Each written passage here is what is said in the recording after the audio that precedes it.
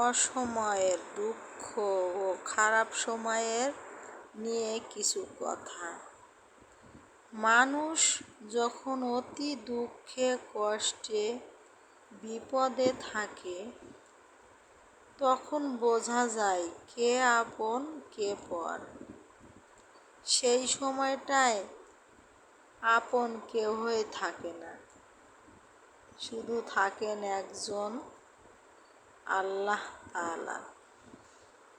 কিন্তু সেই সময়টাই অত্যন্ত গুরুত্বপূর্ণ একজন নিকটতম মানুষ থাকা চাই পাশে, কিন্তু না, স্বামী থাকলে থাকে, না থাকলে নাই, কাউকেই পাওয়া যায় না। কি করে বোঝানো যায় এই কষ্টের কথাগুলো? কখনোই বোঝানো যায় না।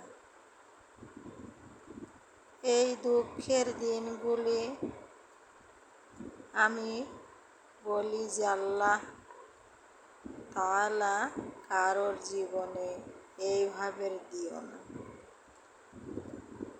না জানি কত অসহায় মানুষ, দেখতে গেলে চতুর্দিকে কত আত্মীয় স্বজন, মা বাবা, ভাই বোন, অনেক কিছু থাকে, কিন্তু যখন দরকার হয়, দরকারের সময় কাউকেই পাওয়া যায় না। এ কেমন নিষ্ঠুর এই পৃথিবী, এ কেমন পাষাণ এই পৃথিবী। এই পৃথিবীর মানুষগুলো বড় স্বার্থপর। ভাবতে আর জানতে আর দেখতে গেলে খুব খুব বড় কষ্ট লাগে। যাহাদের আছে তাহারা এই কষ্টটা বুঝবে না, আর যাহাদের নাই তাহারাই এই কষ্টটাকে মূল্য দিবে। তারা হা হা করে হেসে উড়িয়ে দিবে না।